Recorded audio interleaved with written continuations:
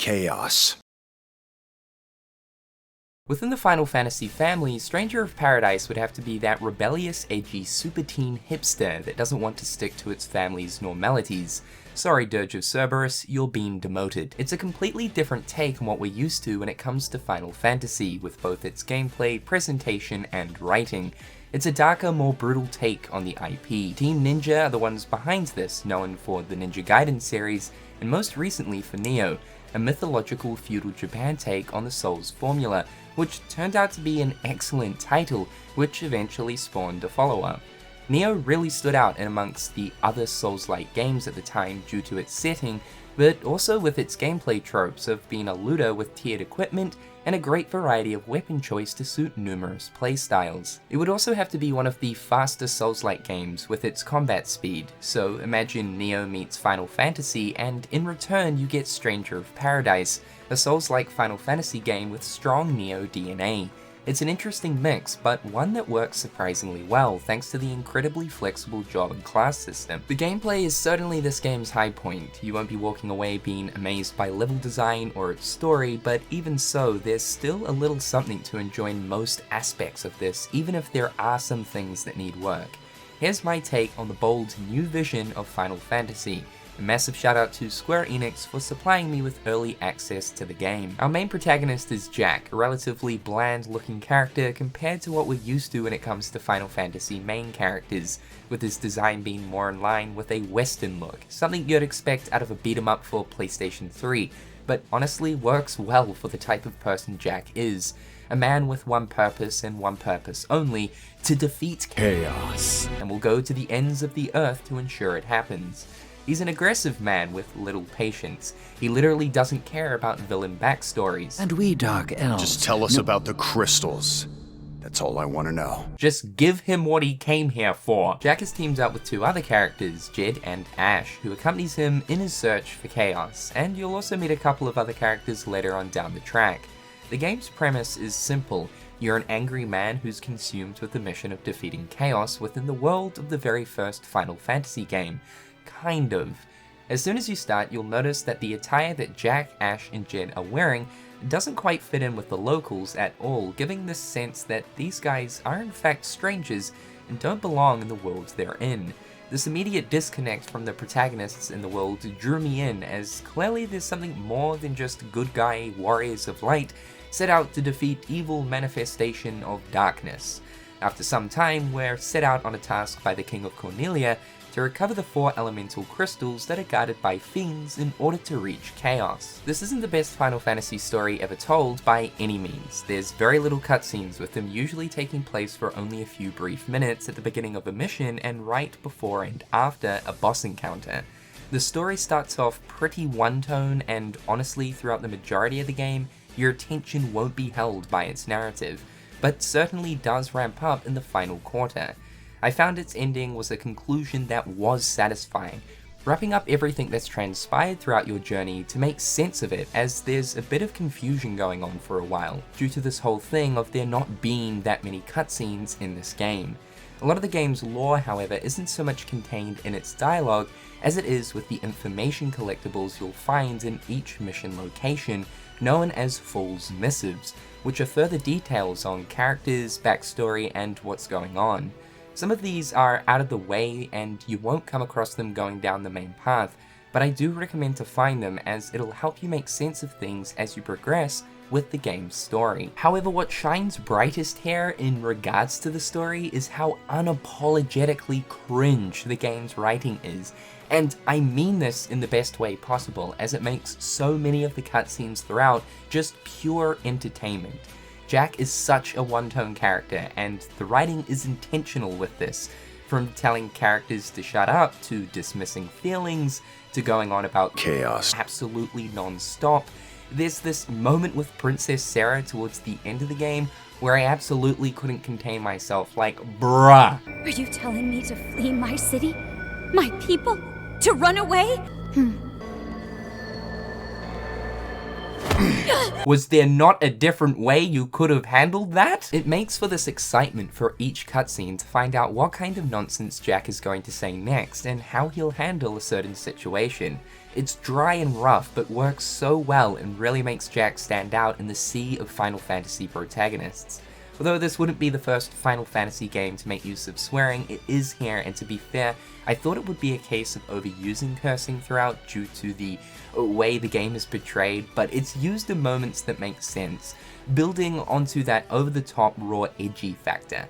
There's an amazing moment where a boss is explaining himself and Jack just cuts him off partway through. So long as I live, who I am, I don't give a fuck who you are. A Final Fantasy game has never done this before, and I just am so here for it. Moments like this show that the game isn't trying to take itself overly too seriously, and rather just having fun with it. Even though the game is taking itself seriously, if that even makes sense. I think that's the part of it that makes the story and writing just so hilarious, because it's too serious that you can tell the developers really had a good time doing the writing side of things. The other characters who you'll team up with are fine, but if you're looking for the type of character development and story that something like, say, Final Fantasy 15 delivered with the relationships of their group, you're just not going to find that here. Jack is the leading force, and because of this, made the others of who you grouped up with to be a tad forgettable. There's banters and conversations within each mission, and some are enjoyable. Jed probably stood out to me the most due to his enthusiasm and heavily reminds me of Prompto. Looking at it now, he really is a discount Prompto. The story turned out to be a really enjoyable ride. I didn't go in expecting to be blown away and came out rather surprised. The game does start off flat, but trust me, towards the end it really does pick up. With the way that the game concludes, if you're a fan of the very first Final Fantasy, you're going to get a further kick out of those final moments. There's a ton of just in-your-face, over-the-topness, which makes for some pretty easy to digest, though sometimes a little bit cringe, hilariously juicy entertainment. If you're familiar with Neo's mission system, then the same is to be found here. You have a world map, and from there you choose which mission to start, with a recommended equipment level, what rewards you'll get on completion, and what drops to expect. The fan service in this game is, quite simply put, amazing, as each of the missions and levels are different locations from throughout the mainline Final Fantasy games. You'll find yourself wandering through a Mako reactor from Final Fantasy VII, the Evil Forest from Final Fantasy IX, Sunleth Waterscape from Final Fantasy XIII, or Insomnia Citadel from Final Fantasy XV. There's a great variety in level design, as no two levels feel the same, but can sometimes be held back with the actual layouts of the levels themselves. One thing I really do wish the game had was a map system. For the likes of the Final Fantasy XI and XII dungeons, these can be completely agitating to navigate and know exactly where you are or where you're going. There are those to be expected Souls-like tropes within the level design, like shortcuts, whether it be dropping a ladder or opening a door to connect a pathway, or secret walls to break to uncover chests. I also liked how there were sometimes different mechanics for each stage, so that you'd expect something new for each location you're visiting, like the avalanches in the Final Fantasy X level, or the control of the weather in the Final Fantasy XIII level to change its layout, or the use of keycards in the Mako reactor. It gives individual personality to each stage, and builds on this idea that you're truly in a different location each one you visit. Instead of bonfires, sites of grace, or Neo's shrines, you have cubes which act as the game's checkpoints, and when activated, replenishes your HP and MP, as well as resetting enemy spawns. Here, you'll also be able to allocate skill points for your jobs. There are sometimes multiple paths to take to reach the goal, but more so than not, each level feels pretty linear, with the detours only ever resulting in a chest. This idea of visiting all of these different locations from throughout Final Fantasy is amazing, but I only wish that Team Ninja did a bit more with it. Each stage has you crawling through a dungeon to eventually come face to face with a boss, respective to what Final Fantasy world you're currently in. The enemy design here is cool. You'll be coming across a lot of familiar Final Fantasy adversaries and field enemies alike. Most of the iconic ones are here, like the Bomb, Corel, Gigas, Tonberry, Cacta, but you will find that you'll come across a lot of the same enemies throughout the multiple stages. The reoccurring ones seem to be the skeletons, goblins, and bats, and because of Final Fantasy's massive compendium of baddies, It's something that left me kind of scratching my head as to why so many were reused when the catalogue of enemies to choose from is so large. Don't get me wrong, there's a nice variety here, just coming across the same bat in multiple locations got a little annoying after a while. Also, these are the worst enemies in the game, hands down. There's usually a whole bunch of them you gotta face off, and they absolutely nibble at your butt cheeks. Hate these bats, man. There are also side missions too. Once you've chosen your location, by pressing R1 or RB, you can choose that given location's extra mission.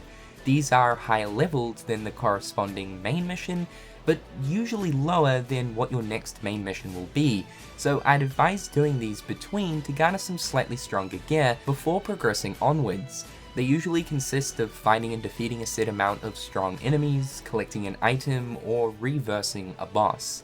The side missions usually have you progressing through the dungeon backwards, which gives a different take on the level's layout, and will contain a unique Fool's Missive, so if you do want to know all you possibly can about the game's lore, you're going to want to do these side missions. The problem is, there really isn't much extra content in this game, with the side missions being it, and there are only about a handful of these. When looking at Nioh 1 and 2, these games have almost 3 times as many sub-missions, the equivalent here, on top of Twilight missions and Master missions. So it's strange to see Stranger of Paradise getting an extremely watered down take on this. By the time I was rolling the credits, I was 27 hours in, so this is a decent experience to be had for sure, but this does come down to what difficulty you're playing on, and how much side content you did between, as I have seen some clearing the game within 15 to 20 hours. I do wish that there was a tad bit more content, especially for the post-game. While there's one extra mission that unlocks, there's barely any extra content to do here aside from unlocking all the jobs and obtaining the best gear. The game is going to receive 3 DLCs throughout the year, which makes sense as large parts of the world map are unused. These are Trials of the Dragon, Wanderer of the Rift, and Different Future, described as being missions. Due to the price of the season pass being $30 USD, I hope these are substantial. So let's talk about the high point of this game, and what really makes it, the gameplay. This is an action RPG Souls-like Final Fantasy, but if you're someone that doesn't enjoy the grueling difficulty of these kinds of games, please don't be deterred. Unlike most Souls-likes, Stranger of Paradise allows you to set the difficulty, being able to pick from 3 different modes: story, action, and hard. If you're wanting to simply just experience this game for the story it has to offer, then story mode best suits. It's this game's easy mode, and it really tones things down to a point where it almost makes the game feel like an easy beat 'em up. You won't have to worry about blocking or parrying, studying enemy attack patterns, or learning fights. Just simply mash away, and most of the time you'll come out victorious. Action is the game's moderate mode and puts it in line with more of what you'd expect from a Souls-like, and obviously hard increases this furthermore. The game will expect you to learn attack patterns and counter at the correct times when playing on these modes, otherwise you will die quickly. Just like other Souls-likes, anything here has the potential to deplete your HP quick. My experience was done on action mode, and I certainly died a numerous amount of times. All of the bosses offered up a decent challenge, with only ever winning 2 fights without a death. Otherwise, you'll have to be patient and study each of the boss encounters to know where the openings are, what you can guard and counter, what's unavoidable, and how each pattern works. By the way, there's also an extra 4th difficulty, Chaos Mode, because of course it's called Chaos Mode, for those of you who are seeking a super challenge. This unlocks when you beat the main game. Also, you can change the difficulty at any time from the world map. Out of specifically the From Software games, I've always preferred Bloodborne to any of the Dark Souls titles or Sekiro, mainly because Bloodborne's combat pacing is quick and depends on dodging attacks rather than blocking. The same can also be said here, though blocking can be useful in some fights. The mechanic the game mainly revolves around is known as Soul Shield, an ability that is activated with circle or B, allowing you to ignore enemy attacks, then follow up with the attack button for a quick counter. Using Soul Shield will deplete your break gauge. Yes, there is a break gauge, so you can't consistently use it to counter like a madman. you'll need to be mindful of how often you're using it within succession. The same also applies for blocking in this game too. The break gauge depletes slower than using Soul Shield, but you won't get that sweet counter attack. If you end up failing a Soul Shield, you'll be left exhausted on the ground, open for a few seconds to attack. So it's up to you. Use Soul Shield, but the risk is higher. However, if you are successful, you get that sweet counter attack, or block, having the break gauge deplete slower. It's a nice risk and reward situation to ensure you're using it properly. It's immensely satisfying learning certain fights and pulling off Soul Shield correctly. And trust me, you are going to want to learn how to use Soul Shield correctly. Each enemy will have indicators to let you know it's about to perform an attack. There's also the ability name that will appear over the enemy's head when they're about to pull off a special attack with an orange color. There's also a purple indicator as well, in which using a successful Soul Shield against will allow Jack to absorb the ability and use it for himself.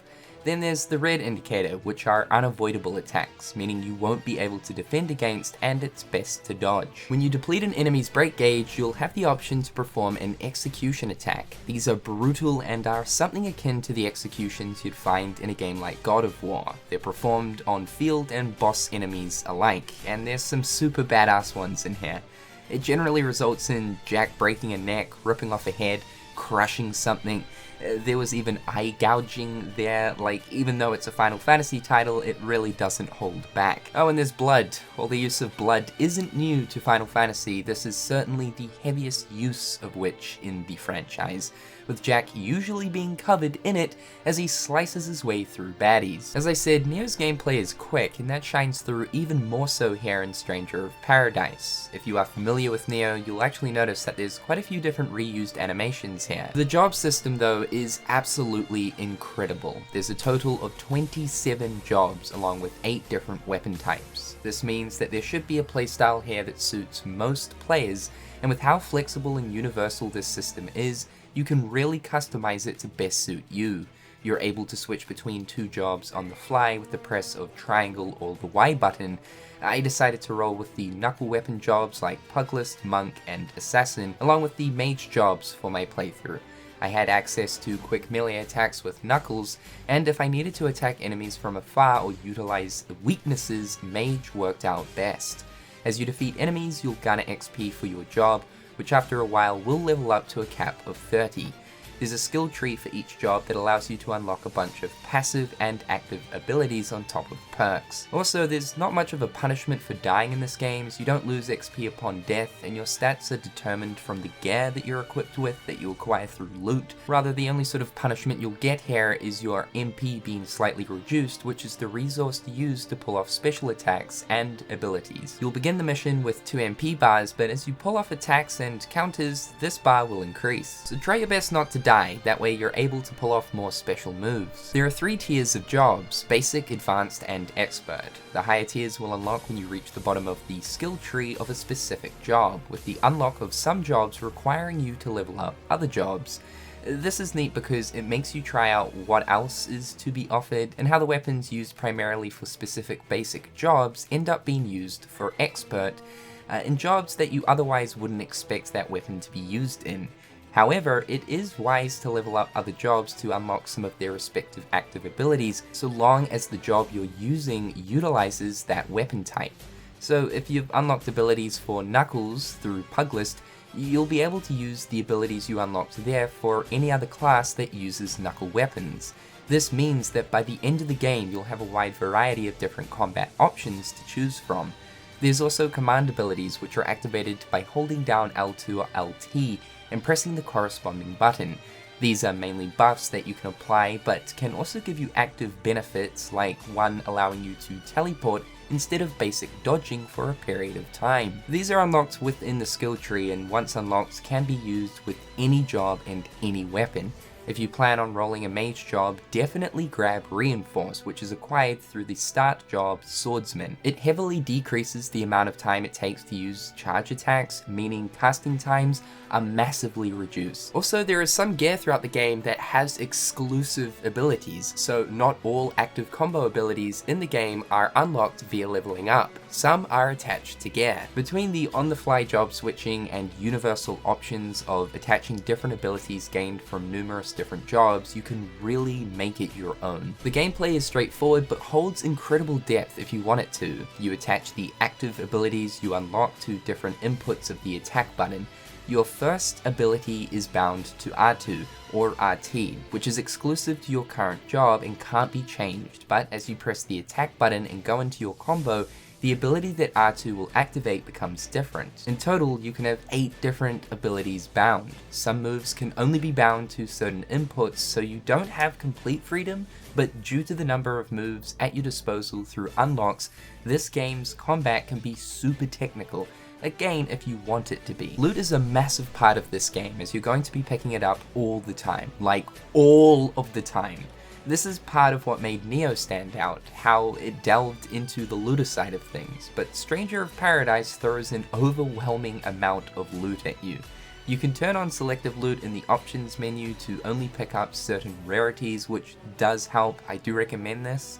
There's an upgrade system to increase the stats of gear by using materials you obtain through dismantling your useless stuff. Keep in mind, within this menu you can lock items, then choose select all to quickly break down everything. It becomes extremely mindless and tedious, individually selecting each useless piece of gear to break down, so make sure you use the select all method. The upgrading of gear isn't overly too customizable, it's pretty bare bones, and honestly speaking doesn't really compare to what was on offer within Nioh. However, with this idea that you're constantly switching out gear all the time, it's not overly too much of a big deal. What you'll want to focus on with gear though is the affinity bonus they provide. Most gear will provide a percentage boost for a specific job, and through reaching certain percentages, you'll unlock bonuses that unlock further stats and special passives for when you reach the max of 400%. Also, keep in mind that just because a piece of gear gives you bonus towards a job you're not currently using, doesn't mean to say you can't benefit from its affinity bonus. Because this is a Final Fantasy game, you do have party members, but don't expect to be issuing commands or getting technical with them. There's 4 party members and you're able to select 2 before you start a mission. You can equip them with gear and choose what job they use, however each party member is limited to what job they can take on. More will be unlocked for them as you do side missions, so be sure to do the side missions. During gameplay, you can command them to activate abilities on their own terms by pressing left or right on the D-pad. This will also make them a bit more aggressive as well. Honestly though, compared to the AI of party members in last year's trial version, this is a big step up, and they tend to help out quite a bit, and aren't just standing there acting as meat shields. They can sometimes take the aggro of enemies and even bosses to give you a bit of breathing space. Hell, there's even a command ability in the game known as Invisible that makes enemies less likely for you to take aggro and more so for the party members to get pummeled. All around, the gameplay is finger-licking good. It's the high point of Stranger of Paradise without a doubt. There are some things here though that aren't without its faults, but the way Team Ninja has managed to infuse Nioh's DNA into Final Fantasy is pretty damn impressive. I will say that I do wish that a lot of what was on offer for Nioh within its systems also applied here. It just kind of seems strange that in some areas of this game, Team Ninja kind of went backwards. I would have expected the foundation of Nioh to be built upon for Stranger of Paradise, but in some senses here, it doesn't seem that way. I absolutely have to mention that the game isn't exactly the best looking. Visually, it does look dated, and this is surprising when you compare Nioh, as Stranger of Paradise is running off of the same engine. Some cutscenes look fine, but then for the in-moment ones, they just look rough. The performance is something else too. While it's miles better than what it was in the trial versions, from time to time you'll come across some frame dips. By the way, there is 2 graphics options, performance and resolution, but you'll want to be playing on performance.